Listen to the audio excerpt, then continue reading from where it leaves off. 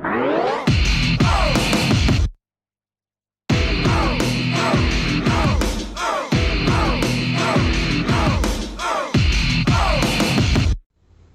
Friends, welcome back to the channel iTech bright ಯುಗ.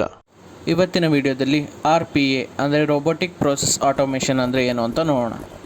RPA ಯಾವಾಗ ಆಕಾರ ಆಗುತ್ತೆ ಅಂದರೆ basic task through software R through hardware automate ಆಗಿ ವೆರೈಟಿ ಆಫ್ ಅಪ್ಲಿಕೇಶನಲ್ಲಿ ಜಸ್ಟ್ ಆ್ಯಸ್ ಹ್ಯೂಮನ್ಸ್ ವರ್ಕರ್ಸ್ ಹೇಗೆ ವರ್ಕ್ ಮಾಡ್ತಾರೆ ಹಾಗೆ ವರ್ಕ್ ಮಾಡಿದ್ರೆ ಅದನ್ನ RPA ಅಂತೀವಿ.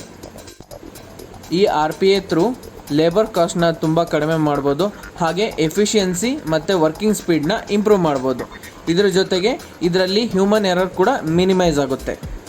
RPA ಸಾಫ್ಟ್ವೇರ್ ಏನಕ್ಕೆ ಡಿಸೈನ್ ಮಾಡಿದ್ದಾರೆ ಅಂದರೆ ಒಂದೇ ಕೆಲಸನ ರಿಪೀಟೇಟಿವ್ ಆಗಿ ಮಾಡೋ ಅಂಥ ಬರ್ಡನ್ ಎಂಪ್ಲಾಯಿಗಳ ಮೇಲೆ ಕಡಿಮೆ ಆಗಲಿ ಅನ್ನೋದಕ್ಕೆ ಈ RPAನ ಕ್ರಿಯೇಟ್ ಮಾಡಿದ್ದಾರೆ. ಈ RPA ಟೇಕ್ ಅವೈಸ್ ಅಂದರೆ ಕೀ ಪಾಯಿಂಟ್ಸ್ ಏನೇನು ಅಂತ ನೋಡೋಣ ಬನ್ನಿ. ಈ RPAನ ಅಂದರೆ ರೋಬೋಟಿಕ್ ಪ್ರೋಸೆಸ್ ಆಟೋಮೇಷನ್ನ ಸಾಫ್ಟ್ವೇರ್ ಥ್ರೂ ಈಸಿಯಾಗಿ ಪ್ರೋಗ್ರಾಮ್ ಮಾಡ್ಬೋದು, ರಿಪೀಟೇಟಿವ್ ಟಾಸ್ಕ್ನ ಅಪ್ಲಿಕೇಶನ್ಸ್ ಥ್ರೂ ಮಾಡೋಕ್ಕೆ. ಆದರೆ ಈ RPAನ ಹ್ಯೂಮನ್ ಯಾರು ಓವರ್ಸೈಟ್ ಮಾಡಲಿಲ್ಲ ಅಂದರೆ ಇದು ಪ್ರಾಬ್ಲಮ್ಸಿಗೆ ಲೀಡ್ ಆಗ್ಬೋದು. ಈಗ RPA ಯಾವ್ಯಾವ ಫೀಲ್ಡಲ್ಲಿ ಯೂಸ್ಫುಲ್ ಆಗಿದೆ ಅನ್ನೋದನ್ನ ನೋಡೋಣ.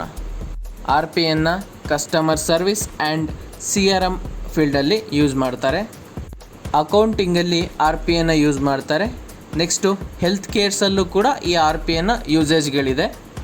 ಹ್ಯೂಮನ್ ರಿಸೋರ್ಸ್ ಫೀಲ್ಡಲ್ಲಿ ಈ RPA ಗ್ರೇಟಾಗಿ ಇನ್ಫ್ಲೂಯೆನ್ಸ್ನ ಕಾಣಿಸ್ತಾ ಇದೆ. ಸಪ್ಲೈ ಚೈನ್ ಮ್ಯಾನೇಜ್ಮೆಂಟಲ್ಲಿ RPAನ ಯೂಸ್ ಮಾಡ್ತಾರೆ. ಈಗ RPAಯಿಂದ ಆಗ್ತಿರೋ ಡ್ರಾಬ್ಯಾಕ್ಸ್ ಅಂದರೆ ಡಿಸ್ಅಡ್ವಾಂಟೇಜಸ್ನ ನೋಡೋಣ.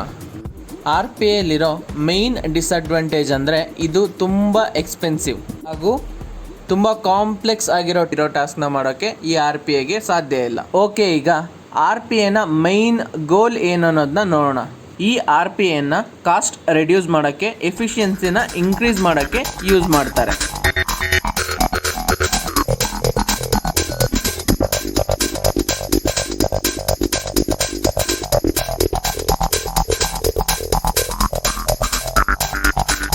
ವಿಡಿಯೋನ ಲೈಕ್ ಮಾಡಿ, ಶೇರ್ ಮಾಡಿ, ಸಬ್ಸ್ಕ್ರೈಬ್ ಮಾಡಿ ಹಾಗೂ ಕಂಟಿನ್ಯೂಸ್ ನೋಟಿಫಿಕೇಷನ್ಗಾಗಿ ಬೆಲ್ ಐಕಾನ್ ಪ್ರೆಸ್ ಮಾಡಿ.